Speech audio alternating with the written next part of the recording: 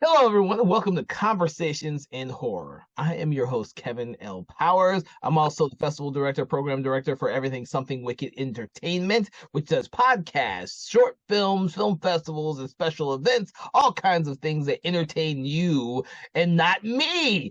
And that's why we're doing this podcast, because it's here to entertain you and not so much me. Conversations in Horror is a short podcast that we like to delve deep into different horror films of all different types of genres and subgenres. So you'll see some comedy horrors here. You'll see some just comedy here. You'll also see some good horror films and some bad horror films. We love to delve deep into all different types of films, no matter how infamous they actually are. Which kind of goes a little bit into tonight's film that we're going to be talking about, because I've always avoided this one. This is not one of my favorite sequels to this franchise, but because it is Halloween and because we love our audience so much, we have decided to do an episode on Halloween 2, the John Carpenter's era Halloween 2, directed by Rick Rosenthal from 1981. Yes, 19. I had to look it up because I don't know reason being because I don't speak about this one much. But to add to my misery of talking about this film, I have brought along Sarah Panazzo, who I think absolutely might love this movie, and we're going to delve deep into it so that you don't have to. Okay, so I want to thank Sarah for joining us today. Thanks, Kevin, for making me watch this without the first. Well, I honestly don't think you can watch this one without having. I don't think this one stands on its own. But Yeah, I think watching this the first time, I had immediately watched it after watching the first, and I was like, "Oh, this is cool. I know this kind of builds the lore of Laurie and the history for some of the sequels because now we've got like 6 different timelines." But watching it on its own is such a weird experience. it is, and I had to watch it on my own again. I have actually have not seen this one in a very long time. Back in the 90s, I guess it was. I used to watch all these every Halloween. I watch them in order, and I watch all of them every year on Halloween until I got up to part 6. After part 6, part 7, H20, I say, you know what? It's not worth watching these movies every year. So I haven't watched the second one in a very long time. I've just never thought the second one was all that good. Yeah, it continues the story of the first one, and I absolutely love the first one still. But I'm like you. When I very first saw this film, I was very young, and I saw it probably in the mid 80s whenever the third one came out. I Mhm. remember my mother having rented all three of them, and I kind of watched all of them within a day or two. So we kind of watched them all, and I always thought this one wasn't that good. I even as a kid, I preferred the third one over this one. But there are elements of this movie I do like, and I will touch upon all those. How about you? Yeah, it was I had to stop it for a second when I started rewatching it this time because like I said, watching it on its own, I started it and I was like, this doesn't look like it was shot by Carpenter. It doesn't sound like it's Carpenter. And I was just very confused. And then I was like, okay, so Carpenter did write it. He didn't technically direct it. He directed parts, and you can tell which parts they are because they are gruesome. But overall, I was like, I think I even put a note of like, what is this discount music of Carpenter's? I know some people love the revamped version of the theme for this, but I was just like, is this some like commercial knockoff of the original theme? And basically, they had like sped it up. I think they said to like 5/4 and just redid it. And I was like, okay, I guess that's a choice. But I'm trying to there remember were if there were this. definitely some scenes that were shot that I was like, okay, this is like copying the first, like from Michael's POV. And then there were a lot of them that I was like, this isn't a Carpenter shot. Why would he shoot this? And then I'm like, oh yeah, that's not him. Yeah, well, I mentioned it was Rick Rosenthal who directed the film, but the thing was for me, even when I originally saw this film, I thought it was odd that like the majority of the film takes place in a hospital. Um, Hmm. I just that just took me out of the whole world for some reason, and I still don't know why. I actually think that Rob Zombie did a great idea by just keeping the hospital scene, this whole movie's sequence more or less like what 10 minutes of the beginning of his Halloween 2. Um, I just thought this dragged on forever. And the only scenes I really liked were the ones with Donald Pleasance. I like Laurie's in it Yeah. like comatose for half the movie. She's not even in most of the movie. She's in like 20 minutes of it. And then you have Loomis, who's not supposed to be like the main actor or main character. No. He did a lot more in this movie than he is the first one, as they try and tie some new story elements into the whole Laurie Strode mythos. So some of that stuff's interesting. Yeah. I But gotta say, he has my favorite line, and I can't tell you how many times he says it, but he's like, I shot him 6 times. And that's his entire line of dialogue for the first like 30 minutes of the yeah, movie. when I rewatched it, I realized I was like, oh shit, he says that a lot. Yeah. Um, but the thing is, he's one of the only characters or actors that you believe is actually the character he's playing. Yes. Um, and so I don't mind that he comes off as a little crazy in this film. He comes off like Van Helsing or like Anthony Hopkins' version of Van Helsing in Yes. Dracula. Which I couldn't stand. Sorry, people. One day we're going to do an episode on Bram Stoker's Dracula. I hate what Francis Ford Coppola did with Van Helsing. He made him seem like he's a crazy lunatic, and Van Helsing has never been a crazy lunatic to me. So I always hated that. But that's how Donald Pleasant comes off, but he does it well. Yeah, I thought he was like drunk while filming again because I know that's how he was in the first one, and I was like, is he just drunk this entire time? Because it would make so much sense. Like he can't remember his lines except for I shot him 6 times. And I was like, okay, that'd be believable. I would understand that. Oh shit. I do have to admit though that when I was a kid, these two movies really got me into loving Donald Pleasance. And so I Hmm. saw a lot of random movies that he was in, not realizing that Donald Pleasance has done every genre, every type of film there was while he when he was a prolific actor. Um Hmm. but these, I mean, I do have to admit that the Loomis character is the like he'll go down in history as being the Sam Loomis character. It doesn't matter how many times Yes. they replace him with other actors, that he will be defined by this character that he played in. Oh, I guess there's 5 movies. I keep forgetting part 6, the one he passed away. Hmm. Yeah, I keep forgetting that one. um, but what aspects of the film do you actually enjoy? Because I know a lot of people out there will probably harp on the movie a little bit, but we should at least highlight the stuff that we enjoy. So I did really enjoy that they brought back the same kind of shot that they did for Michael in the first one where they did the like lighting cue where it would slowly lighten his face Hmm. so that you could see it in the dark, and it seemed like he just kind of came out of the darkness and he was there and your eyes are adjusting. And I think that's one of the more brilliant shots that we don't typically get anymore. The other ones I really enjoyed was just seeing him in the background, like when they're in the security station and you've got the CCTV Hmm. and you see him on his mask just floating across the security screen as he crosses the street. And then like where he's hiding in the nursery technically, and you see the Yeah. shot then from the nurse's station, you just see him barely standing in the background. I think those are just genius. And I actually noticed that as well because I also would add in the scene at the very beginning when the young lady's on the phone talking. Mm-hmm.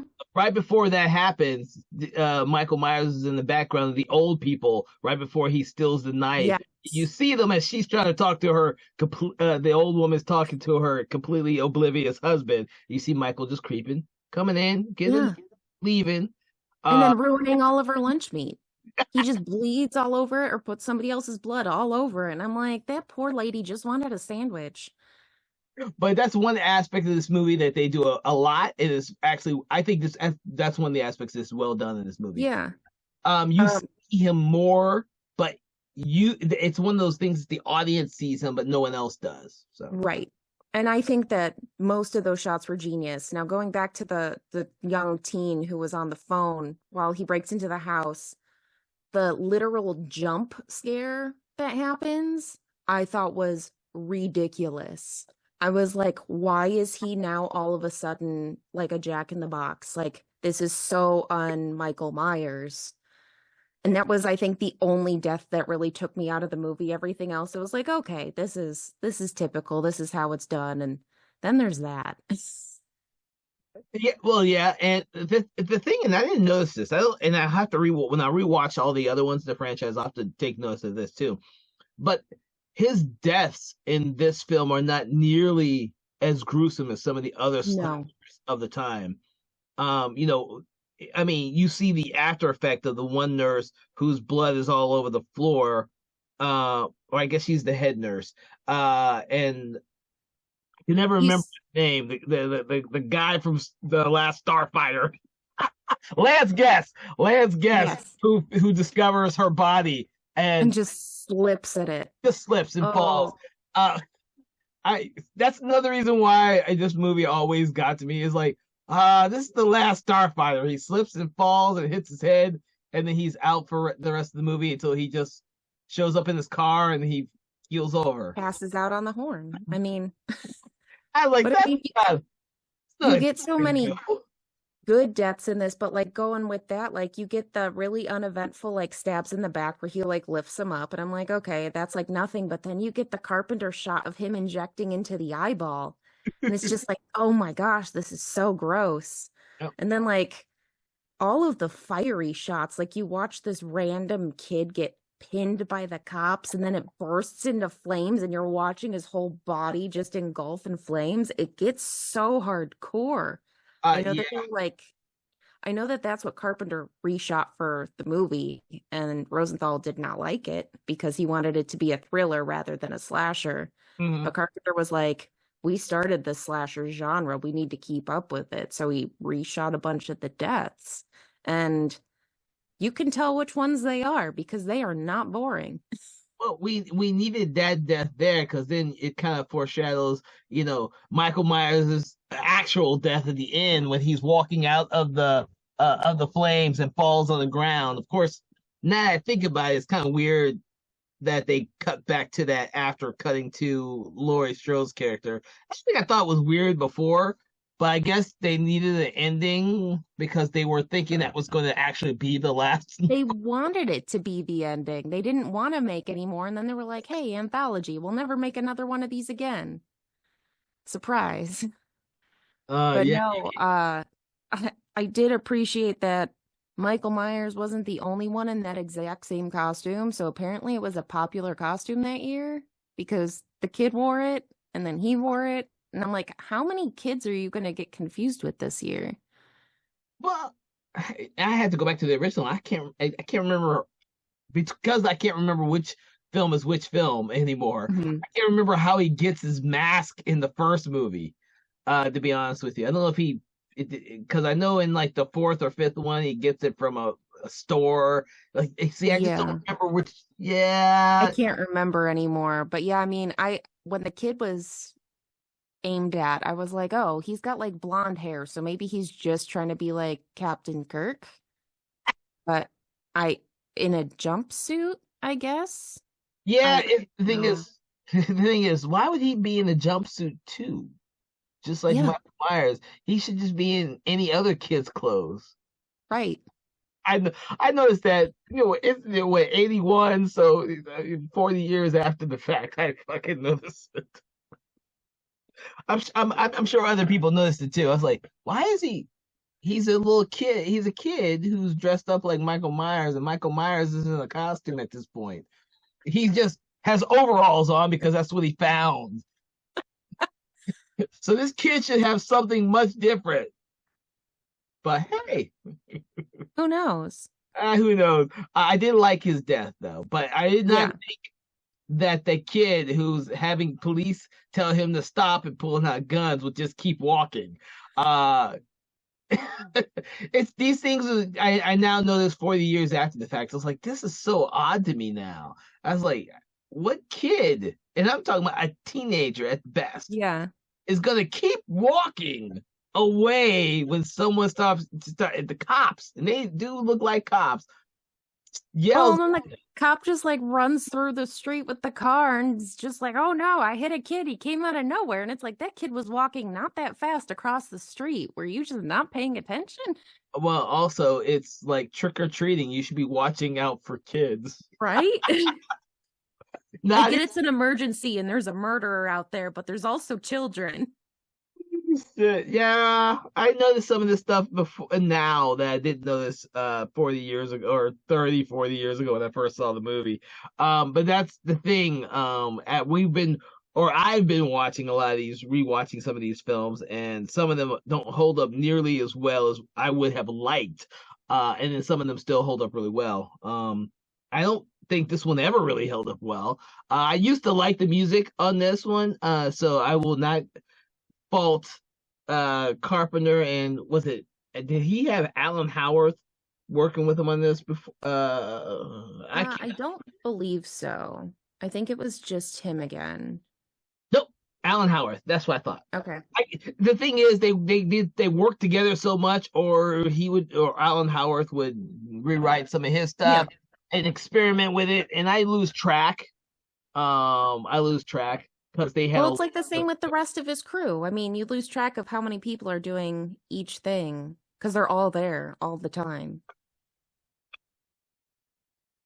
Yes, yes, yes. So, even though we found good things about the film, we keep coming up to bad things about the film. I'm trying to find some more good things. Other than I really did enjoy the cinematography of this. I do think that even though I hate the location of a hospital, I really do hate the location of a hospital. I do like the cinematography for this film, despite the fact that I think too much of it is in the light. Now, it annoys me when you're in the hospital and there are scenes that are freaking in the dark and they don't have no reason to be in the dark. I'm like, dude, if they have light sensors, a person in the room, that means the light should be on, you know? Yeah, but I don't think that was the time that they had them, but also I think they said it was more of a clinic than a hospital at one point, which then I understand, like they're not fully staffed. And I mean, it's like the night crew. And for some reason, they had Lori possibly on the same floor as all of the newborn children. So I didn't think about that till now. I guess she's a minor still. So I don't think they typically put all of those on the same level. But well, who knows? It's a small town. My worst thing is that there was no one watching the kids until the late nurse shows up. yeah. Like I was like, shouldn't there be someone there 24/7? Yeah. These kids. I'm just saying. Michael should have never been in the room with those kids if somebody was actually watching them. Yeah. Even if they were on a security camera, someone should be watching the kids. Oh my god. Right. But I mean, I think that kind of falls into the whole like 80s slasher norm of people who are supposed to be doing their jobs aren't reliable at doing their jobs, like the camp counselors at Camp Crystal Lake.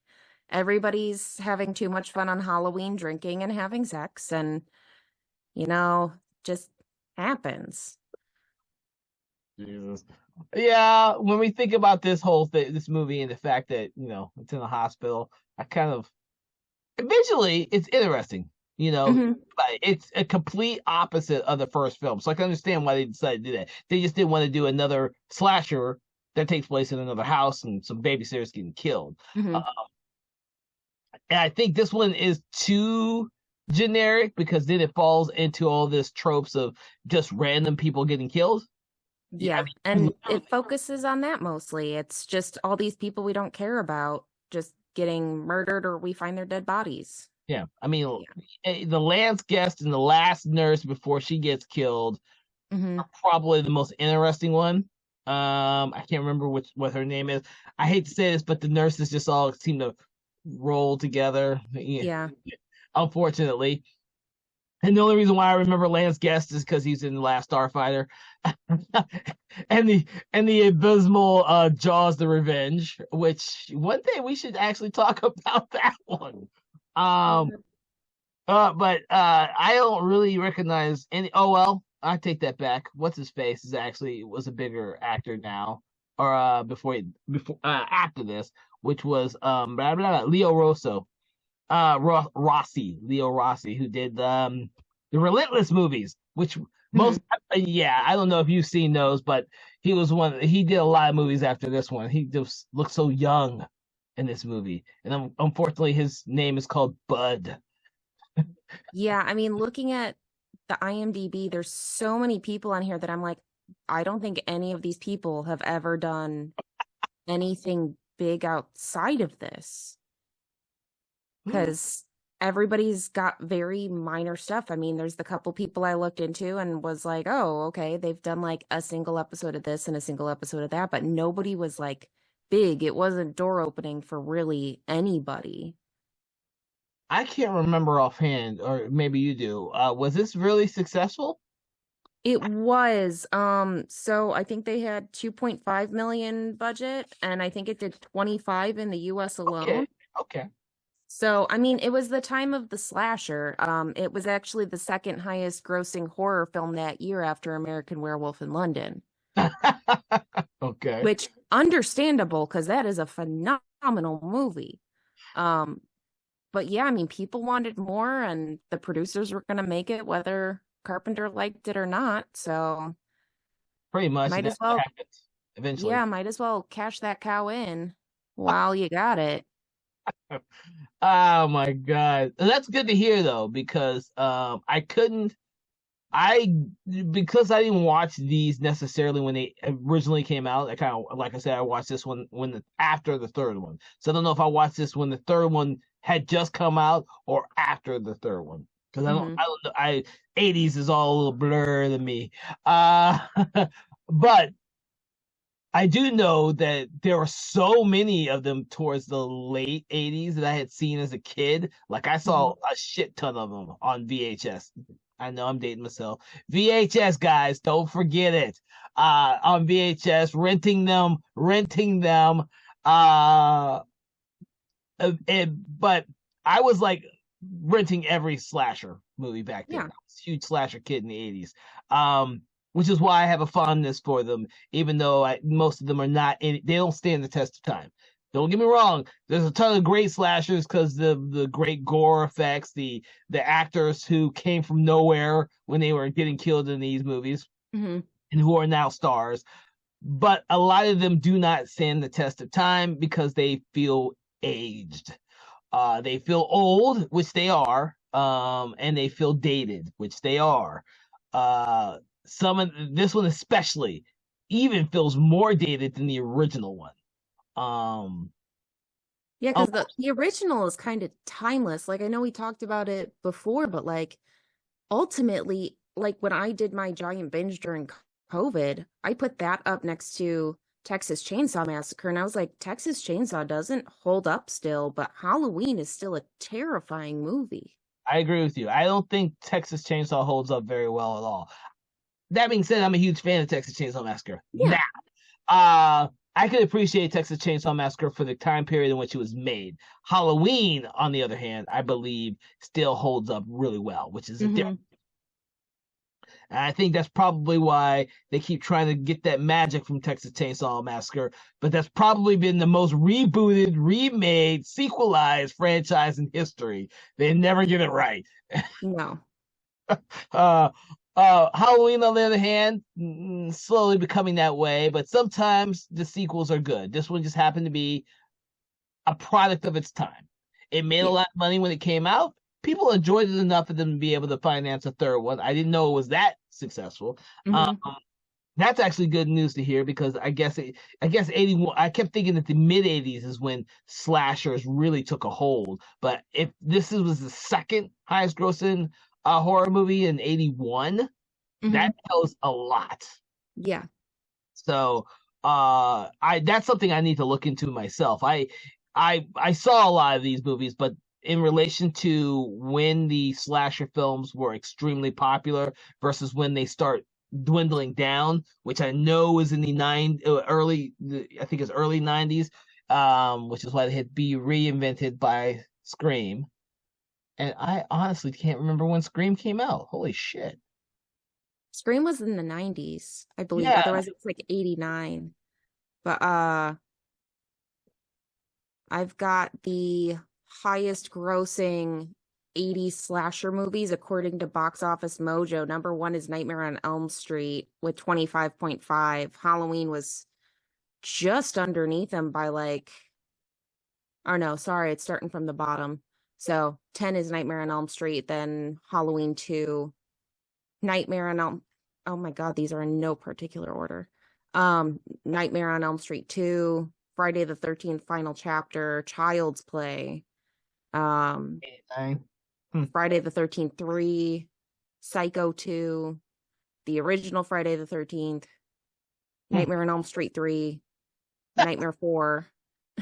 You see, it's dominated for like the 3 franchises, and then yeah, it really is. Holy shit! I did not know that. Huh? That's interesting. I mean, there are so many slashers that came out in the 80s. It's hard to believe that these 3 go over. Well, I guess Texas wouldn't be on there because they only really had 2 films. I think at that time, yeah. I mean, because I can't remember when the third one came out. I'm hard to remember when the third one came out. So who knows? But by then I wasn't a fan of the franchise, so the third one anyways. And now I can't watch the third one. Oh my God. So do you think this is a successful slasher formula? Do you think it's a cliche slasher formula, or do you think it brought anything new to the Halloween franchise? So I know that it added the lore of Laurie being Michael's sister, which they retconned then in the 2000s. And I think it worked for the time that it covered because it definitely kept Jamie Lee Curtis busy. Not that she needed it because she did so many other phenomenal projects. Yeah. But it's a cliched horror slasher. I mean, it works.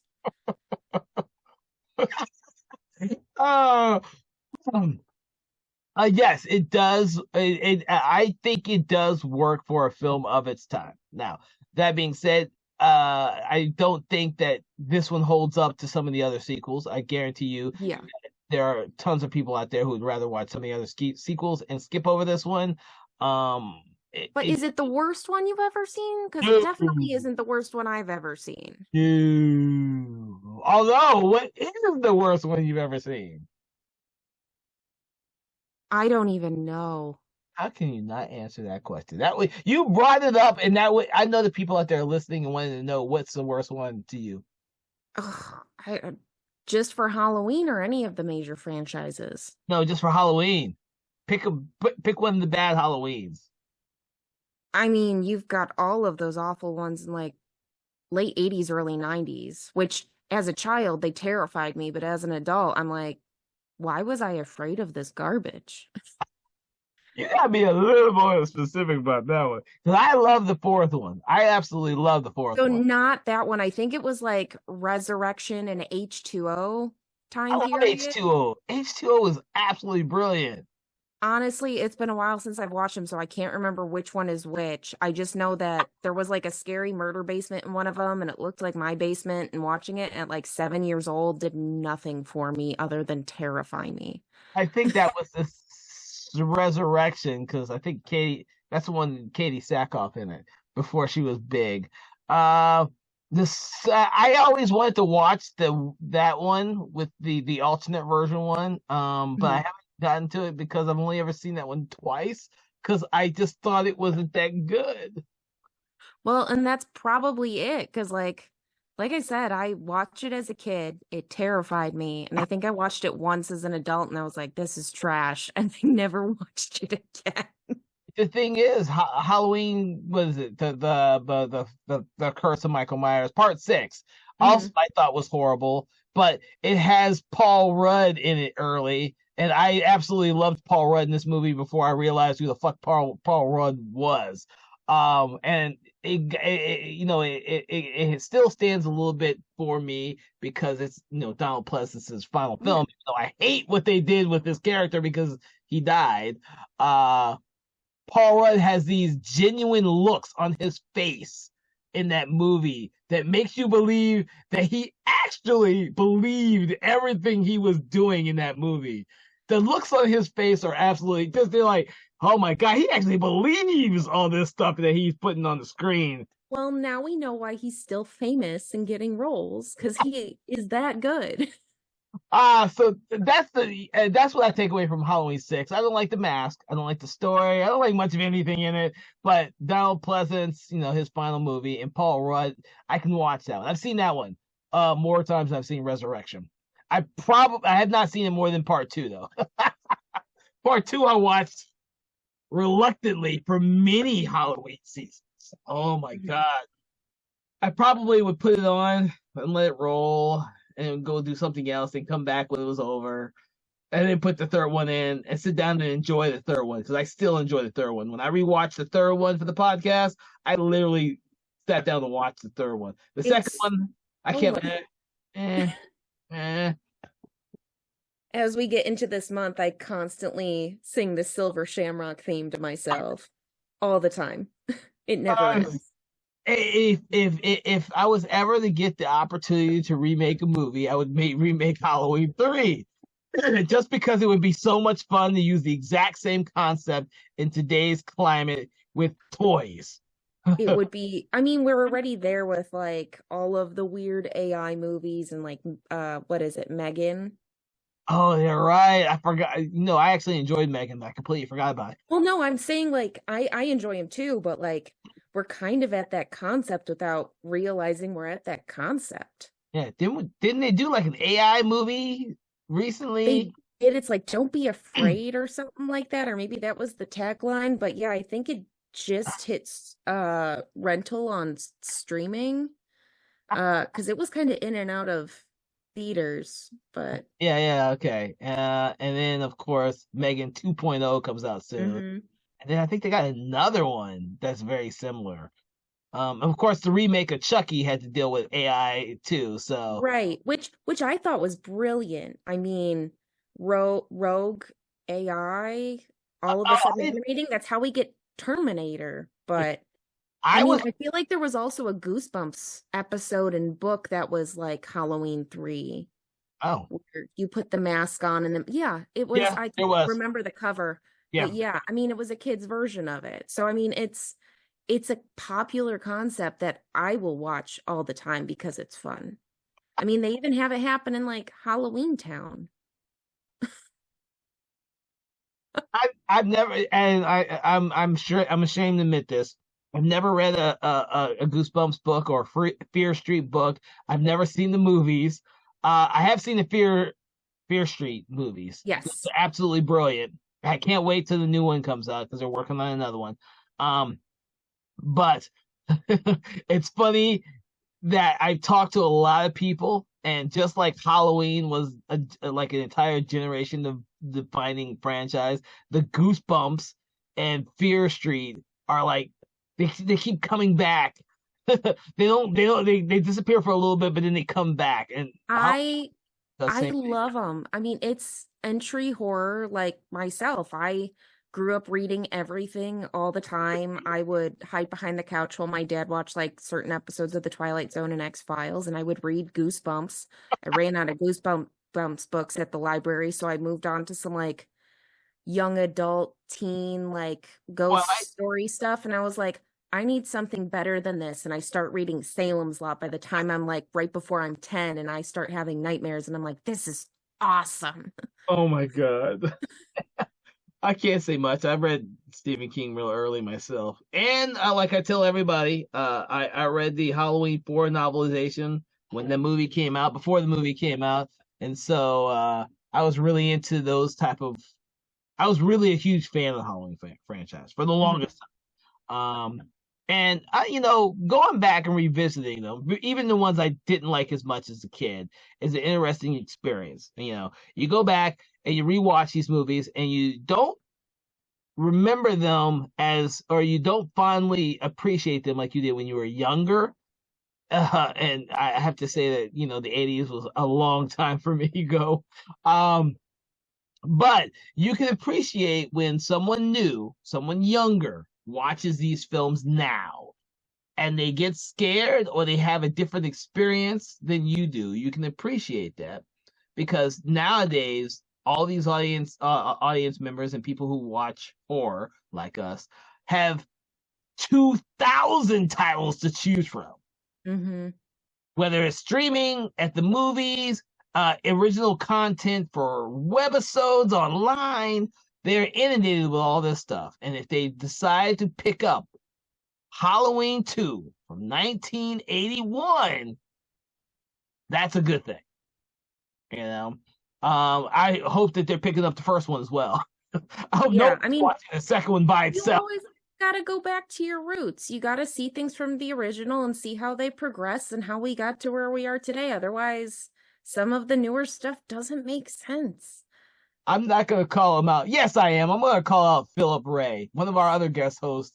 I don't think he watched any of the Halloween movies until the new ones came out. And I'm like, you're missing so much. It's very weird for me to listen to younger generations or who don't watch nearly as much horror as I do, who don't look back to where it all began. They just watch what the newest thing is because everything nowadays is being rebooted, remade, legacy sequels, and everything else.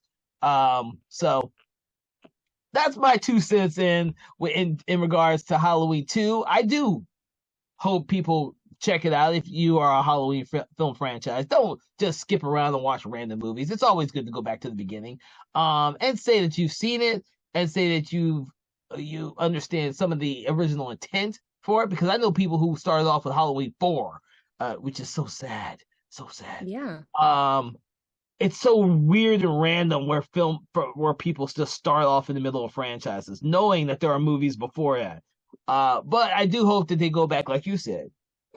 Check out what else is out there. Check out the originals. They're not bad. Like what Mike Flanagan we were talking about, when he comes up with his version of The Exorcist, I hope people go back to watch the original one first. Jesus. Yeah. All right. So what else do you have to say about Halloween 2 from 1981, Panazzo? Like we said, it's a fun film. It's not the worst slasher movie I've ever seen where it's like laughably bad. There are some scenes where like Michael walks straight through a door and shatters it, which he is a huge force of nature at that point with that science.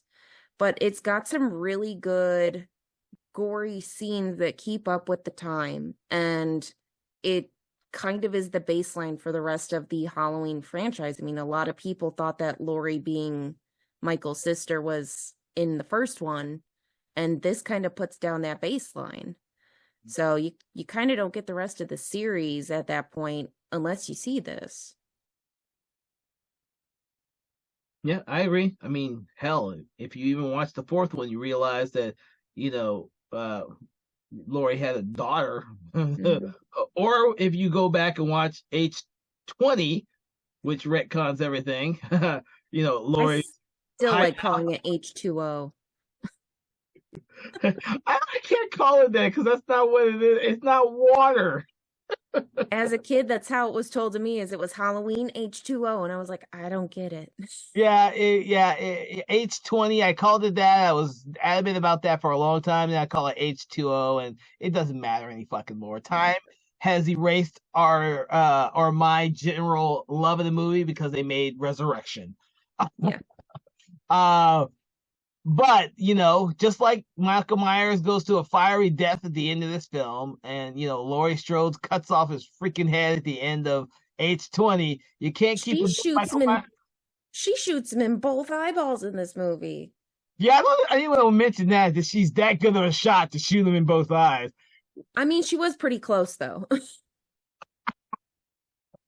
She's like, you can't see this, audience, but the gun in Lori's hand is shaking. There's no way she could possibly shoot two eyeballs out in a mask.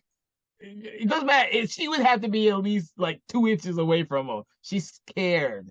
That's why this is the reason why I prefer H20, because she's a badass in H20. That's what I have to say. I do hope that everyone out there gives the movie a chance. It is the Halloween season by God. It's October. Go out there, check out all the films in the franchise. Although now that I think about it, there's a shit ton of films in this franchise now. I guess you'll have to pick and choose. Pick your favorite timeline. I had to think about it for a second. I was like, holy crap, I don't even know how many 8, 9, 10, 11, 12. There was 13 movies in this franchise now? Jesus Christ. I know it has the highest number in any franchise currently.